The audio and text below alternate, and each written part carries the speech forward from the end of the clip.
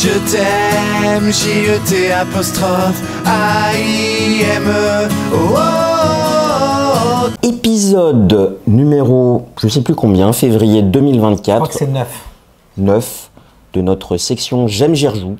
Je reçois exceptionnellement Jean-Charles Matet, le champion des champions. C'est-à-dire tu es celui qui a le plus de titres de champion du monde et le plus de titres de champions municipaux. Exactement. Je me bats pour les départementaux. Hein. Oui, il va bientôt passer en communal. Exactement. Les cantonales aussi, c'est compliqué. Ouais. Alors, toujours le même principe, 30 jours glissants. Donc c'est à peu près janvier, le mois de janvier jusqu'à aujourd'hui. 3 jeux chacun. Il y en a un peu en février, il y en a un peu en décembre, voilà. On triche. 3 jeux chacun. On commence tout de suite. Le premier jeu, c'est Captain Flip. Alors Captain Flip, c'est un jeu où on pioche une tuile et si on n'aime pas une côté, on prend l'autre côté et on le pose sur un tableau. Grosso modo, il y a chacun a son tableau personnel. Exactement. Et dès qu'on a rempli 4 colonnes sur 6, le jeu s'arrête. C'est pas 3 ? En tout cas, sur BGA, c'est 4. D'accord. Et en fait, chaque tuile a un effet Exactement. Qui dépend de la colonne, de la hauteur et des tuiles adjacentes. Voilà, il y a 6 ou 8 tuiles différentes. Voilà. Donc j'en ai fait une vingtaine de parties pour voir, parce que j'en ai entendu parler. Ce qui est beaucoup, hein. Bah, c'est des parties. Les parties durent 4 minutes. Quand tu joues sur BGA, là-dessus, c'est avec d'autres joueurs ou en solo ? Oui, avec d'autres joueurs. Et tu à combien ? 2. D'accord. Enfin, j'en ai fait une à 4, c'est beaucoup trop long, du coup, ça fait des parties de au moins 6 minutes. Ah, oui, d'accord. Voilà. Alors, j'en ai fait pas mal, et ce qui est marrant, c'est qu'on a l'impression de faire des choix, que ce qu'on fait est important ou pas. Et du coup, après, j'ai regardé mes statistiques au bout de 20 parties, et j'ai réellement 50-50. Oui, parce qu'en fait, quand tu choisis une tuile, si elle ne plaît pas, c'est le paquet des échanges, on la retourne et on est obligé d'utiliser la face retournée qu'on ne connaît pas au moment où on la tire. Exactement. Donc c'est est-ce que ça me suffit, est-ce que ça me va ou est-ce que je tente ma chance ? Exactement. Et en plus sur BGA, on peut pas tricher, on peut pas genre la piocher comme ça. Parce que sinon on triche, hein, c'est tout à fait notre genre. Exactement. Donc non mais je veux dire t'as aucun. Voilà. Donc ce qui se passe, c'est que j'aurais joué à pile ou face. J'aurais autant de chances de gagner parce que ça aurait été encore plus court, ceci. Ouais, mais 4 minutes ça va. Ce qui se passe, c'est que. Oui, c'est pas faux. 4 minutes, c'est bon. En tout cas, non, mais c'est un petit jeu, je me suis dit, on peut le faire. Les parties se lancent instantanément, je veux dire, il n'y a pas de. Voilà. En tout cas, voilà, au bout de 20 parties, je peux vraiment dire que. Bon, j'ai poncé le jeu, hein, on peut dire que clairement, j'ai fait toutes les configs. Enfin. On va dire que c'est pas pour moi. Je sais pas pour qui c'est la cible. Je pense des jeunes enfants, des gens qui veulent découvrir un peu le fait de faire des choix. Mais oui. Alors moi j'ai fait une seule partie en physique. Ça durait combien la partie en physique ? Parce que sur Internet, c'est 4 minutes. C'était un peu plus long, ouais, non, c'était clairement plus long. Il y a eu explication des règles. Non, on était 4. Oui, 4 c'est long. J'étais déjà sur Internet pour 4, je trouve ça long. Effectivement, moi je peux comprendre pourquoi ça peut marcher. C'est très sympathique. Le matériel est sympathique. Tout ce qui est, voilà, le parti pris, les dessins sont plutôt marrants. Je suis clairement pas la cible. Et en fait, dans un jeu du même ordre, j'allais dire je préfère Gozo X. C'est presque une image. Parce qu'en fait, Gozo X, on va placer des cartes à certains endroits qui vont avoir des effets en fonction des. Mais oui, c'est presque. Le jeu est rarement plus technique. Non, je préfère Locomomo en fait. Et Locomomo, je le trouve beaucoup plus malin. Et il y a pas ce côté pousse ta chance. Il y a pas ce côté le paquet des échanges. Et c'est jouable par des enfants. Moi, je crois que j'avais joué avec des enfants de 5-6 ans. Enfin, c'était vraiment jouable. Et il y a ce côté aussi de graphisme très sympa en fait. Ouais, c'est ça. Et il n'y a pas ce côté de chance on peut perdre juste parce que tu retournes la mauvaise case. Et Locomomo, c'est pareil. On va récupérer des tuiles qu'on va mettre sur un plateau personnel. Va y avoir un aspect set collection en fonction des tuiles, des rangs, etc. Et c'est, je trouve, plus malin, plus satisfaisant. Il y a des vrais choix, pour le coup. Et on peut faire pleurer des enfants si on pique le lapin vert au bon moment. Il y a du vécu. Et ça n'a pas de prix. Si on peut faire pleurer les enfants, ça doit être beaucoup mieux. Il faut leur apprendre ce que c'est que l'humilité et la défaite. J'ai pas encore appris. Oui, t'as jamais perdu. Non. Le prochain jeu, Legendary What If. C'est Legendary Marvel What If. What if Je me suis intéressé à ce jeu-là pour 2 raisons. Un, on a fait un épisode spécial deck building il y a quelques semaines et on n'a pas mentionné Legendary. Aussi, première raison, je ne le connaissais pas. Deuxième raison, on ne s'intéressait pas dans cette émission-là aux jeux collaboratifs. Il se trouve qu'il y a eu beaucoup de commentaires qui disaient vous devriez essayer Legendary, Marvel ou d'autres Encounters. Parce qu'il c'est toute une collection. Oui, qui sont assez thématiques. Il y a Alien, Matrix qui vient de sortir. Enfin, il y en a plein. Moi, je suis assez proche du thème Marvel. Enfin, je l'étais en tout cas dès qu'on sort du MCU, des films. Et il se trouve qu'à ce moment-là, ils ont sorti une espèce de reboot de la boîte de base avec la série What If, qui est une série animée qui est sur Disney+, qui vaut ce qu'elle vaut. Qui prend les histoires alternatives de Voilà, Marvel. c'est dans des multivers parallèles où si Yondu avait enlevé T'Challa au lieu de Star-Lord, et donc en fait Peter Quill, donc le Star-Lord c'est T'Challa, Gamora a tué Thanos, etc., etc. Le système est très plaisant, donc c'est du collaboratif avec Rivière de cartes. Il y a une variabilité de setup qui est assez colossale, parce que dans la boîte de base, on a le choix entre 4 méchants, qui ont des échelles de difficulté différentes. Chaque méchant a 2 niveaux de difficulté. On va mélanger des paquets vilains pour constituer la pioche de vilains, dont un vilain qui peut être imposé par un méchant. Typiquement Scarlet Witch zombie fait intervenir les zombies. Il y a des paquets de héros, et pareil, il y a 8 paquets de héros, et en fonction du nombre de joueurs, on va en sélectionner un certain nombre. Et on va essayer de tuer collectivement le mastermind, donc le grand méchant, avant qu'il arrive à fomenter son plan. Là, ce que je viens d'écrire, c'est très proche, en fait, jeu de cartes où on lutte collectivement contre un grand méchant qui essaye de manigancer. C'est très proche de Marvel Champion. Ouais. Grosse différence, 2 grosses différences. C'est un deck building qui se construit pendant le jeu, avec Rivière de cartes. Et de fait, on peut acheter n'importe quelle carte des héros en jeu, ce qui fait qu'on n'a pas l'incarnation d'un héros en particulier. Dans Marvel Champion, quand je joue à Iron Man, j'ai une mécanique propre à Iron Man, j'ai que des cartes Iron Man et des cartes de la force ou ce que j'ai choisi comme side deck. Et ce qui fait que le jeu est probablement moins technique, Legendary Marvel, donc plus abordable. Marvel Champion...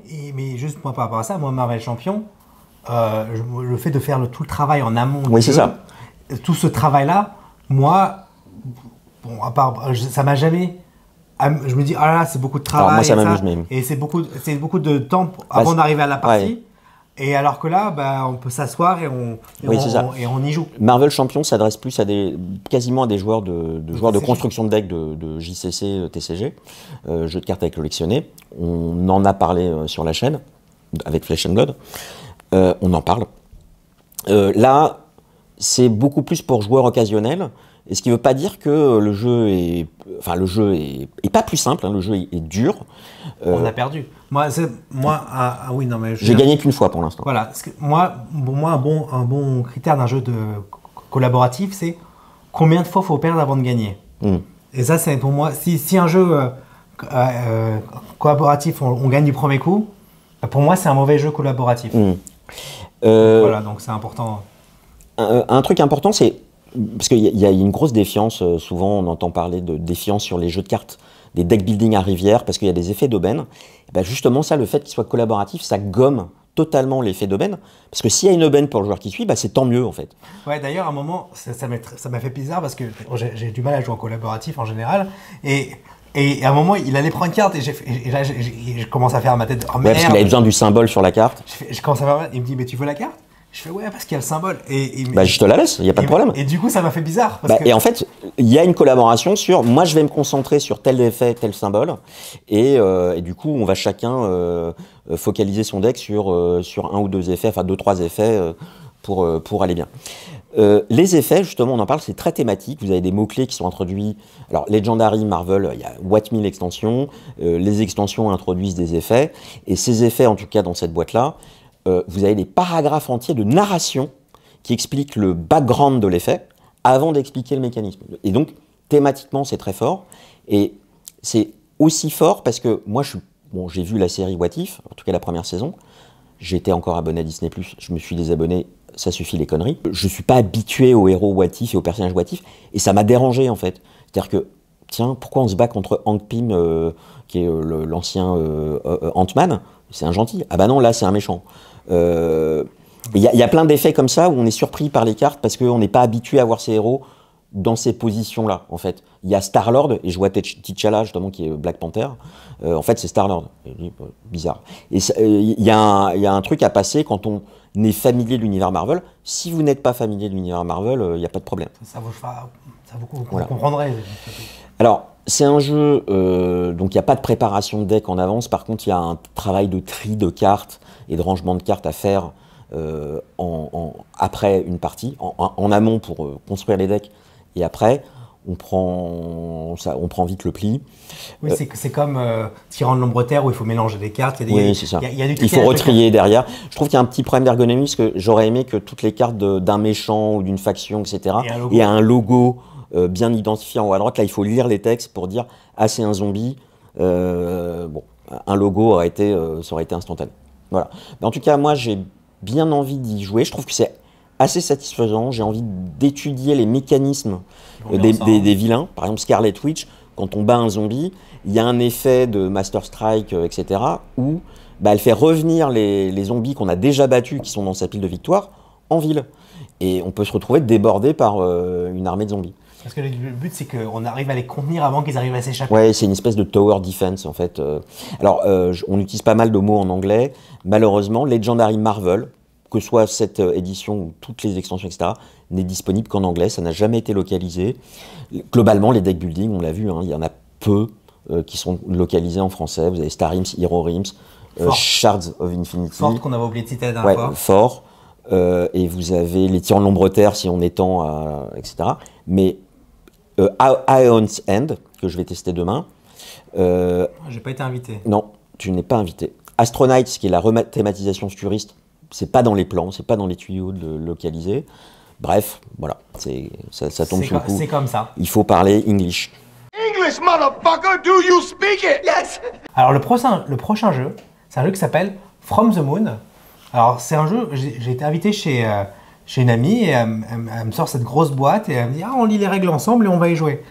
Alors honnêtement, j'ai vu la montagne de figurines, de trucs, et je dis « Oh là là ». On a l'impression d'avoir des jouets en face. On va jouer au Lego.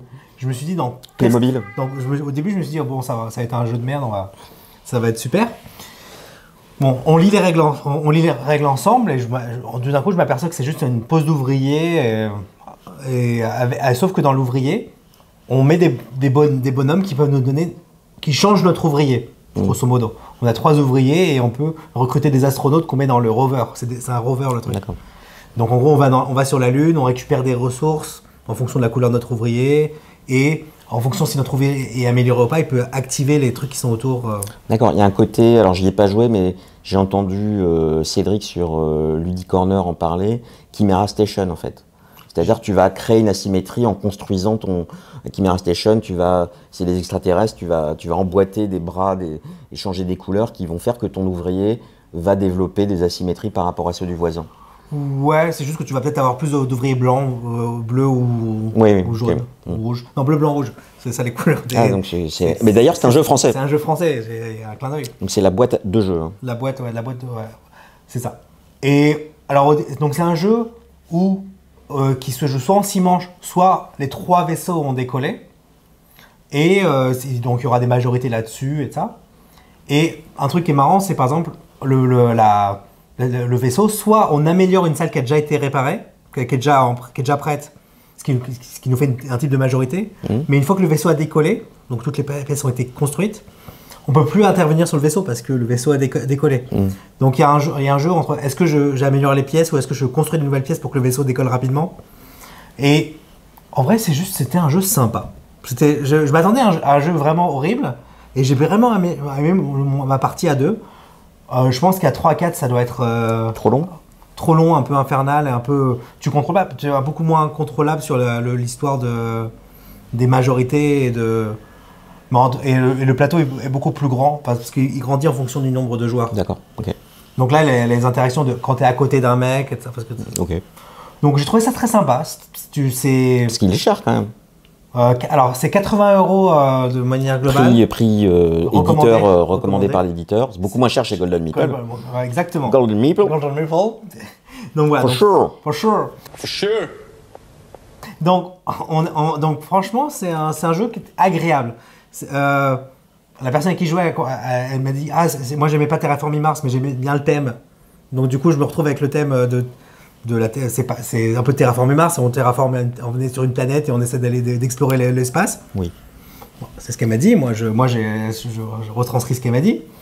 Maintenant, c'est un jeu agréable. Voilà, c'est une pose d'ouvrier agréable. D'accord. Tu vas l'acheter? Non. Fondamentalement, moi, si on m'y propose d'y jouer, je dirais volontiers. Maintenant, c'est pas un jeu que je proposerais ou que je chercherais à avoir. C'est la définition du 3 de first player. Ouais, c'est ça. Ouais, pourquoi pas. Globalement, voilà. Ok. Donc moi, mon deuxième jeu, j'ai fait un barrage avec l'extension The Nile à faire. Donc c'est une extension qui n'est sortie qu'en anglais, je crois. J'ai pas été invité. Tu n'as pas été invité. On n'avait pas le temps. Et on n'avait que pour 3 joueurs et on nous a dit que, enfin, j'avais lu ou entendu que cette map était pas mal, contrairement à la boîte de base, qui était bien tendue à 3 joueurs. Parce que globalement, barrage, c'est un jeu à 4 ou 4. Oui, alors il y a des débats, j'ai débattu là-dessus, mais moi j'aime bien quand c'est tendu à 4, effectivement. Alors comme on en a parlé dans l'épisode 22, on est des gros fans de barrage et des jeux bien punitifs, de Mazo, d'ailleurs, sinon on ne jouerait pas à des jeux euro. Là, ici, justement, donc là, il y a une nouvelle mécanique qui est la mécanique du Nil, où en fait le Nil coule au milieu de la map. Et c'est une nouvelle map où il y a des tuiles de bonus à aller récupérer. Il y a une action, en fait 2 actions en plus, dont une payante sur chaque étage, montagne, colline et plaine, où on va chercher des tuiles bonus en sacrifiant une goutte d'eau qui est stockée dans un de ces barrages. Cette tuile, on peut en utiliser une à son tour pour construire, pour faire une prod d'électricité, pour gagner de l'argent. Enfin, il y a des bonus variés. Et on peut s'en servir tout le temps ou c'est une action? Non, c'est un one-time. C'est une action ou ça remplace une action? Ça remplace une action. D'accord, donc on fait une action pour avoir une action plus tard. Oui, mais on sacrifie une goutte d'eau, potentiellement, pour faire une construction sans ouvrier, rien. C'est fort quand même. C'est fort, donc ça vaut le coup. Il y a un système de scoring barrage à la fin de chaque manche. Vous avez des conditions de scoring en fonction de votre production d'électricité. Ici, vous avez des points de Nil en fonction des tuiles que vous avez achetées et en fonction de celui qui a le plus de points de Nil à la fin de chaque manche, vous allez aussi avoir un deuxième scoring. Donc il y a une strat Nil. Alors un truc très important, et je t'interromps, est-ce qu'on va mettre la boîte de barrage à la place de celle-là? Oui. Et globalement, il y a un... Alors, la map est différente. Le professionnalisme. La map est différente et c'est pas forcément les turbines qui sont à 5 qui sont tout en haut. Globalement, les circuits sont différents dans la map, donc bon, il y a une map à réapprendre. Ce qu'on a trouvé, parce que quand on est sur une des colonnes, on réalimente en eau à chaque manche, il y a 5 manches, on rajoute toujours plus 2, il y a plus 2 qui est inscrit sur le plateau. Et en fait, c'est le delta de l'Okavango. On est là avec masque tuba et on patauge dans le marécage d'eau tellement il y a d'eau.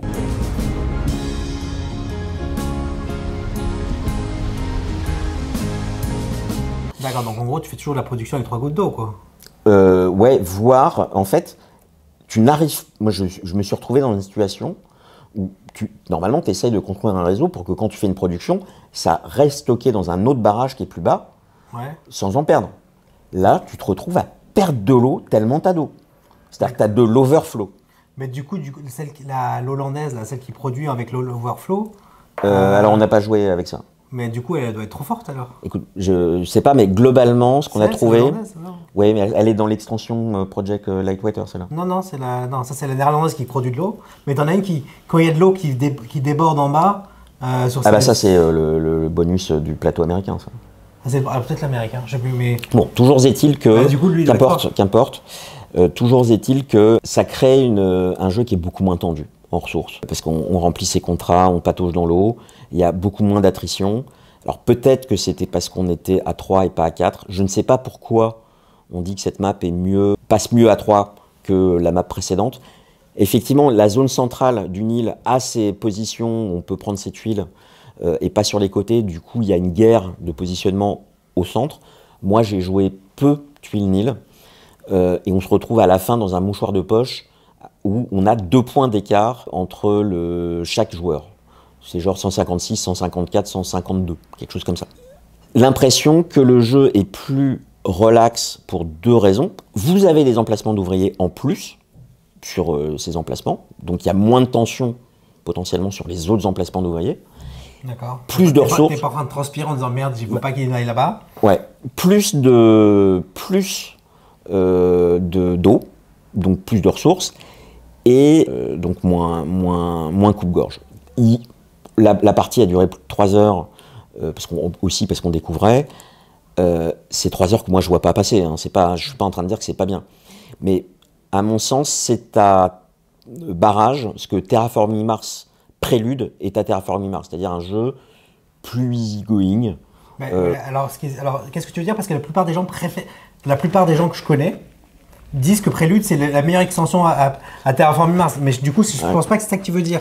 Donc, non. Moi, ce que je veux dire, c'est que Terraforming Mars, vous avez une mise en route avec le jeu de base qui est assez sèche, qui est assez tendu, parce que à chaque nouvelle génération, vous n'avez pas beaucoup d'argent, vous avez des bonus en moins qu'avec l'extension Prélude. Donc, si vous voulez, vous êtes plus pris à la gorge, c'est plus tendu. Prélude assouplit le début de partie. C'est globalement, vous commencez, vous êtes déjà à la première, deuxième ou troisième génération. Là, c'est la même chose, c'est-à-dire que ces tuiles peuvent être extrêmement puissantes et cassent en fait l'emplacement d'ouvriers. C'est-à-dire, si vous avez une tuile qui vous permet de faire une prod gratos, faire des constructions gratos, etc., c'est autant d'ouvriers que vous économisez, c'est des emplacements sur lesquels vous n'avez pas besoin d'aller, ça assouplit la tension de l'emplacement d'ouvriers. Et avec trop d'eau. Donc, vous faites vos prods, vous faites vos contrats. Moi, je prenais alors, moi, je joue souvent français. J'ai le bonus -3 j'ai fait tous les contrats nationaux. Mais je les ai faits facilement. Tu n'as même pas réfléchi. Ouais, Bon, voilà. Donc moi, ma configuration préférée dans le jeu, c'est le jeu de base sans l'extension Project Lightwater qui ouvre trop le jeu aussi pour moi. Et en revanche, on a joué avec les nouveaux, les XIO, c'est-à-dire les executive officers, les chefs d'entreprise, qui étaient disponibles dans le premier Kickstarter de Barrage et qui n'ont pas été réédités jusqu'à récemment. En fait. Et ces dirigeants sont très bien et sont disponibles en stand-alone, entre autres chez Golden Meeple. Oui. Et ça, c'est très bien, vous avez des nouvelles variations de pouvoir, et c'est pas une nouveauté. C'est pas uniquement pour Nil à faire, au contraire, ça avait été développé pour le premier jeu Barrage. Moi, personnellement, j'avais déjà joué avec, quand j'ai découvert le jeu, j'avais joué directement avec cela. Ouais. Et j'étais étonné que tu n'avais pas joué avec cela. Ouais, non, moi, en fait, j'avais raté le Kickstarter, et ça n'était vendu qu'avec le Kickstarter. Ouais, je pense que Arnaud, il a eu de la chance quand il a acheté, peut-être que c'était en seconde main. Mais je parle pas du néerlandais, hein, je parle de celui qui a les meeple mauves. Ouais, c'est ça. Ok. Peut-être qu'il les a eu, il a peut-être acheté en seconde main et le mec avec toutes les Kickstarter. D'accord, peut-être. Ouais. C'est possible. C'était Barrage Nil à faire, sympathique. Si vous trouvez que Barrage est trop coupe-gorge et trop frustrant, ça peut être pour vous. Si vous trouvez que Barrage a le bon niveau de punitivité et que c'est justement la tension sur les ressources qui vous motive, c'est une extension qui peut vous décevoir. Alors le prochain jeu, gros jeu, petite boîte, c'est Pax Transhumanity. Pax Transhumanity. Alors, le jeu de Pax, moi j'aime bien les Pax. Voilà, j'ai une chose à dire. Alors, donc c'est des jeux relativement abstraits. C'est un jeu à rivière de cartes où les conditions de scoring et de victoire sont floues et changeantes. Donc comme la plupart des jeux Pax. Donc et du coup, en fonction de quand ou qui déclenche la condition de victoire, la condition de fin de partie, oui. On peut se retrouver avec 20 points ou 0. Pour exactement les mêmes tokens qu'on a devant soi et ça. Alors, ce que j'aime bien, alors du coup, ce jeu, il est centré sur le techno-optimisme, en disant que c'est la technologie qui va résoudre tous les problèmes de l'humanité. Et donc du coup, dans ce jeu-là, on va acheter des technologies, on va faire de la recherche et découverte, on va déposer des brevets, et ce sera celui qui aura développé les brevets qui correspondent le mieux à la tendance de brevet, qui vont faire une tendance de couleur, qui gagnera, en gros. Ouais.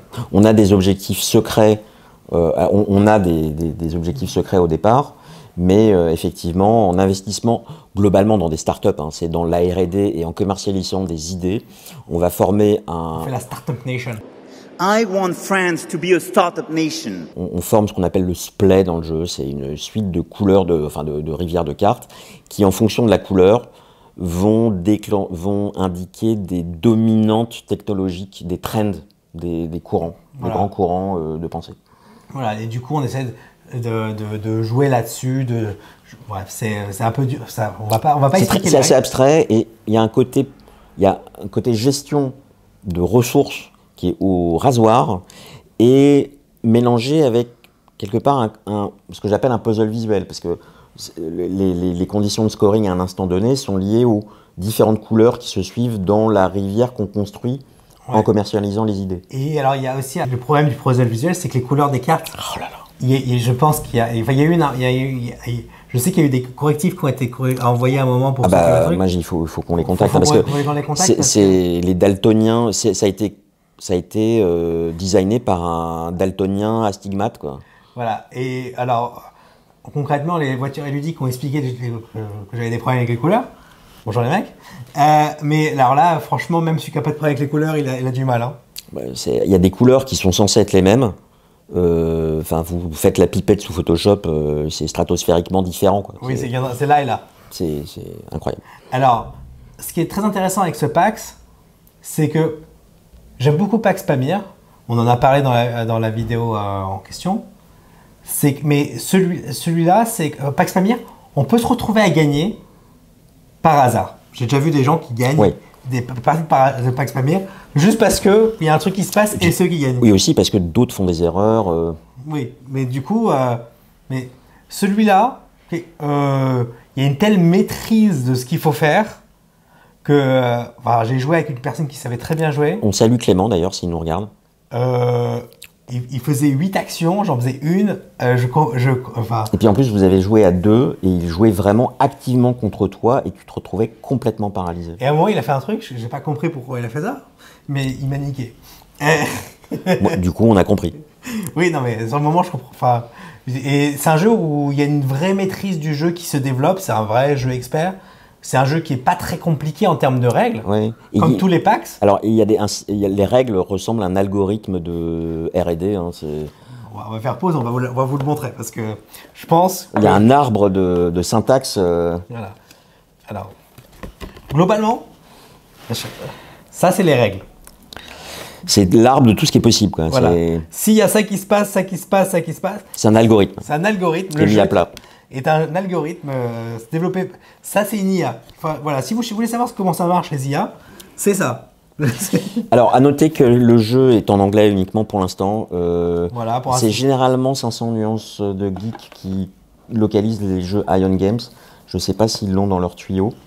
PAX Renaissance seconde édition vient de sortir en VF et d'être livré pour ceux qui avaient pledgé. Je l'ai reçu. Mais celui-là, il n'y a pas trop de... Il n'y a pas de plan et c'est vrai qu'il est difficile à trouver. Hein. Ouais, il est globalement dur à trouver. Ouais.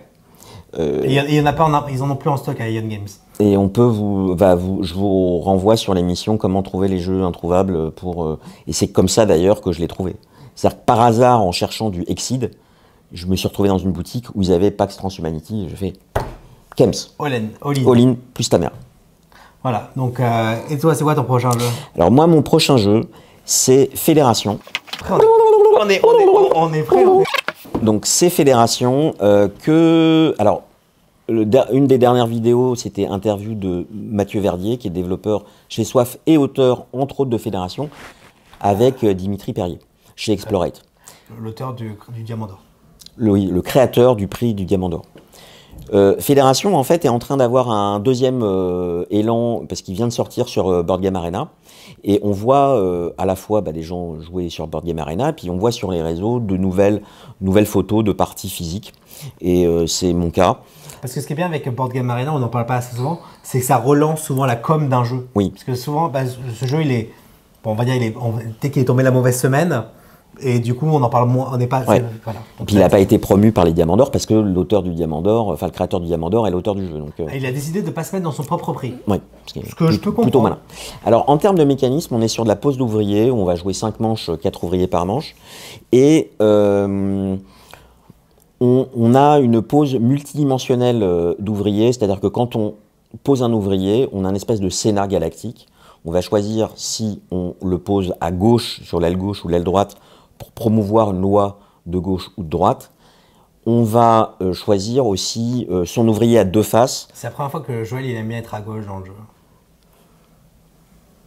Je ne ferai aucun commentaire. On choisit si on vote pour une loi ou si on va promouvoir un projet de fin de partie. Donc il y a plusieurs axes de réflexion au moment où je pose un ouvrier. Et le dernier axe de réflexion, c'est quelle action je joue, sachant qu'il y a certaines actions qui sont répétées dans les ailes gauche et les ailes droite, et certaines actions qui sont disponibles qu'à gauche ou à droite. À côté de ça, vous allez avoir un tableau personnel avec une montée d'échelle où vous allez pouvoir débloquer des actions exécutives. Donc c'est des actions en plus de votre poste d'ouvrier qui sont optionnelles. Vous pouvez en faire une par tour, etc., etc. Et puis, les actions que vous allez faire, vous allez avancer sur la piste de 5 planètes, globalement, où vous avez 2 planètes, je vais faire en gros, qui vont vous rapporter des ressources, et 2 planètes qui vont vous donner des bonus quand vous jouez, et une planète qui est une planète moteur, qui va vous donner des bonus à la fin de chaque manche, et éventuellement des bonus fin de partie. Voilà, donc c'est vraiment un choix, un mélange. Voilà. Faut faire en vrai, fondamentalement, c'est 5 pistes à monter, et il faut voir... On peut pas tout faire. On peut pas tout faire. Il faut choisir. En général, on en fait 2 sur 5, bien. Voilà. Moi, ce que je fais, c'est que je regarde... Il y a un setup qui est variable sur les bonus fin de partie sur la planète verte. Je regarde quels sont les apairements qui permettent d'avoir des points, et je vais me concentrer sur des pistes qui sont jumelées sur cette planète-là pour pouvoir marquer des points à la fin. Ouais. Conseil stratégique. Conseil stratégique. On pourrait d'ailleurs faire si ça vous intéresse, quelles sont les questions à se poser quand je commence à jouer à Fédération. Alors, on a fait une partie sur BGA avec Boris et Benja de la rue du jeu, surtout Boris de la rue du jeu, avec Yoel First Player, et la Belgique nous a roulé dessus, a roulé sur la France, ça a été juin 40, les tanks ont débarqué de Bruxelles. Mais c'était surtout 3 Belges contre un Français. Oui, enfin je me considère français en fait. Oui, c'est ça. Non, mais 2 Belges. Mais Yoel aussi, il est français, il est belge. Non. Ah, les Lillois, c'est pareil. Non, je mélange tout. Alors moi, j'avais Fédération, j'aime beaucoup. J'ai pledgé, j'ai la version Kickstarter de luxe, parce que je le vaux bien. J'ai pledgé sur le tard, parce que en fait, quand j'ai vu cet aspect multidimensionnel, ça m'a fait un peu peur. Je me suis dit, il va y avoir de l'analyse paralysis, etc. Et en fait, dans les faits, c'est assez fluide. Nous, les parties durent 1h30, en tout cas moins de 2 heures à 3-4. Et très bonne surprise, on se dit, parce qu'il y a un système de vote de majorité à différents niveaux, ça va marcher bien qu'à 4. En fait, ça marche très bien à 2, ça marche très bien à 3 et ça marche très bien à 4. Et c'est presque mieux avec moins de gens, moi je trouve, parce que ça bloque certains trucs en amont. Ouais, en fait, le jeu est plus difficile, parce qu'il y a un système de majorité de vote en ligne au Sénat, et en fait, le bot rajoute des votes par défaut qu'il faut battre pour gagner des points. Alors que quand on joue à 4, on peut se retrouver à gagner des majorités avec peu de voix. Là, l'IA, globalement, met un seuil de difficulté de voix à dépasser pour gagner des points. Donc, c'est plus difficile de les obtenir. Donc, en tout cas, c'est très bien pensé et c'est très facile à manager. Exactement, c'est juste 3 tuiles à mettre au début du tour et c'est fini. Donc, en tout cas, moi, c'est un jeu, il me semble qu'il a été soldé récemment. Clairement, grand plaisir et c'est un jeu français, puisque bien. Il y a peu de jeux experts de ce niveau-là en France. Dans la liste, il y avait quand même 3 jeux français. Hein. Oui, mais tu vois, de ce niveau de complexité en termes de... Enfin, jeu expert, quoi. Jeu Captain Flip n'est pas vraiment expert. From the Moon, c'est un jeu expert. Oui, mais ça m'a l'air... Enfin, de ce que tu m'as l'air d'expliquer, ça a l'air un peu plus simple. Bon, en tout cas, voilà. Bref. Dense, fluide, beaucoup de variabilité. Non, je suis d'accord, c'est un jeu très simple. Allez-y, mangez-en, quoi. C'est bon pour la santé. C'est bon pour la santé. C'est tout. Oui, on a 3 jeux chacun. Ah ouais, c'est vrai, c'est plus court. On a décidé de faire des formats plus courts. On vous dit à bientôt sur les ondes Et en attendant, jouez beaucoup. Et soyez sages. Yeah, peace. I love peace. I'd be out of a job with peace.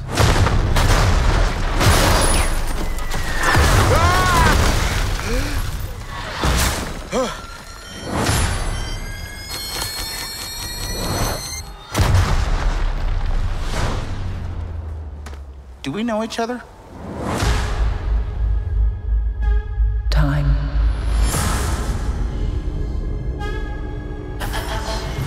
Reality.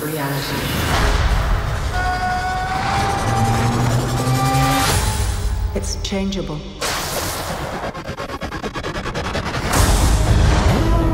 Where you want to be? That's the question, isn't it? Every universe is different. Each one unique. Slow down a little bit. There's a few people in the room that don't understand. Not me, I get it.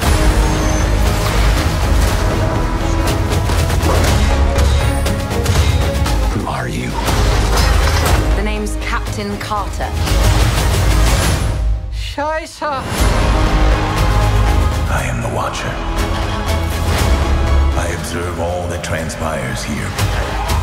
But I do not, cannot, will not interfere.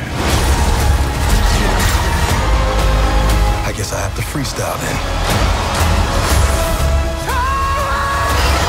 Hey!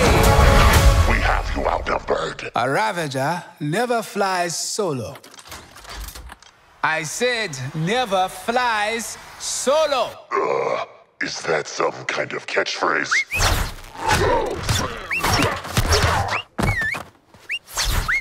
You had me worried for a second. Journey to face the unknown and ponder the question.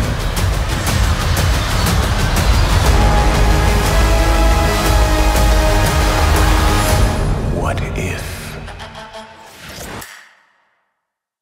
Bah c'est tout. Bah voilà, bonne année. Mais t'as fait tes 3 toi? Bah oui. Et j'en ai fait... Ah oui, Pax Transhumanity. C'est tout, c'était rapide. Mais attends, t'as fait Captain Flip, Ouais, Pax Trans... et From the Moon, et Pax Transhumanity. Oui, je ne sais plus compter. Eh bien, écoutez... Après cet exercice comptable, Ouais, les maths sont formels, j'ai tort. j'ai encore gagné 1 euro.